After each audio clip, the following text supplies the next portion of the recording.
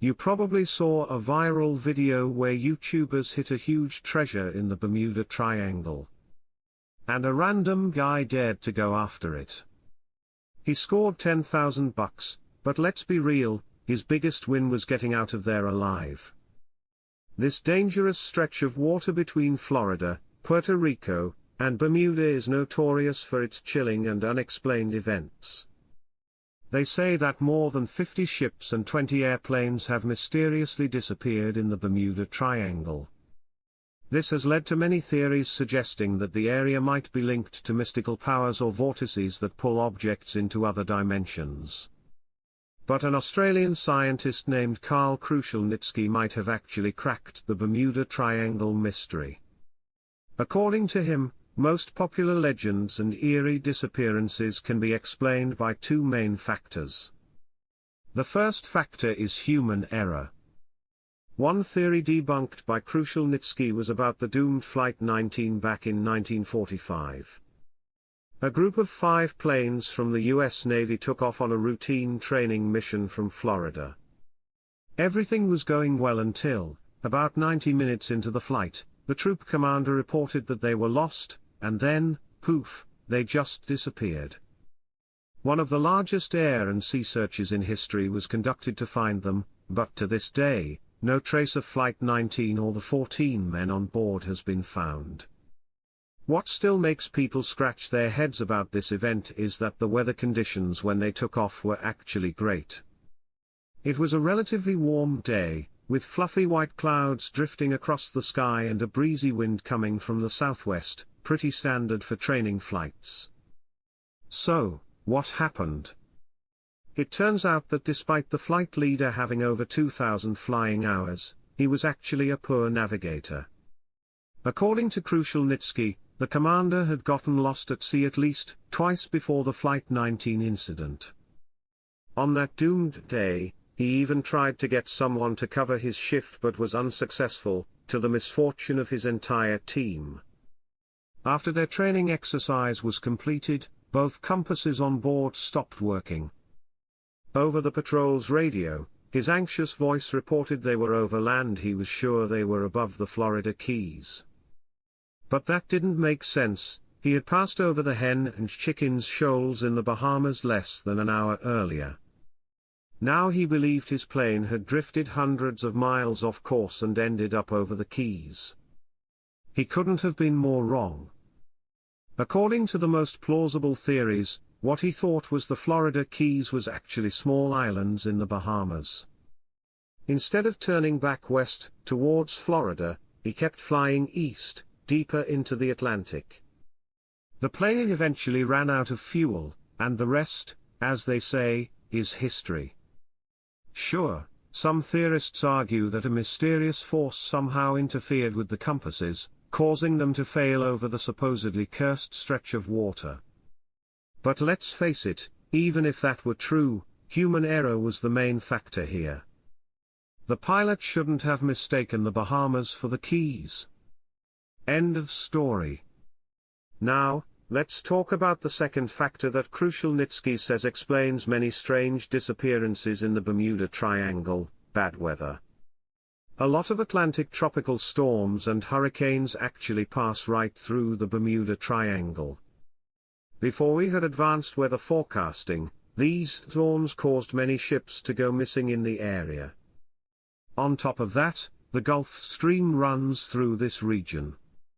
This powerful ocean current can make the weather change quickly and sometimes dramatically. Natural factors like these could explain many, if not most, of the disappearances. Take the USS Cyclops, for example. Back in 1918, this massive 500-foot cargo ship carrying about 11,000 tons of manganese just vanished without a trace. It was sailing from the West Indies to Baltimore with 309 people on board. What makes this event especially eerie is that not a single distress signal was sent, and over 100 years later, we still have no idea what happened to it. No wreckage has ever been found. Of course, people have come up with all kinds of theories about the USS Cyclops. One popular idea is that it ran into a sudden, violent storm. With all that heavy manganese on board, it might have capsized and sunk very quickly. Others speculate about underwater events, like landslides, or even a rogue wave. According to Krushelnitsky, the Bermuda Triangle isn't just a bad weather zone, it's also about the raw power of the ocean itself. The ocean floor there is way deeper than most people realize, nearly 30,000 feet deep, like Mount Everest in reverse. When ocean water gets that deep, it tends to hide things, making it the perfect place for ships and planes to disappear without a trace. Krushelnitsky confirms that there's also a tiny chance of even stranger events happening beneath the waves, related to methane clathrate. This is an ice-like compound that forms underwater or in very cold places, with methane gas trapped inside. Sometimes, these structures can break free, creating bubbles on the surface. A bubble shower can be dangerous, at least for ships. Experiments with model ships have shown that if enough bubbles rise up, the water's density drops, which can affect a ship's ability to float. If a large number of bubbles cover a big area quickly, a ship could lose buoyancy and sink or tip over. But to be fair, the chances of this happening are very remote. So, human error and bad weather, these two factors likely explain most of the mysteries surrounding this so-called malevolent stretch of water. But the truth is, the Bermuda Triangle isn't all that special. Despite its reputation, there are no official maps marking its exact boundaries. Disappearances and unexplained events that happen far from the area often get lumped into Bermuda Triangle lore. Take the Mary Celeste, for example.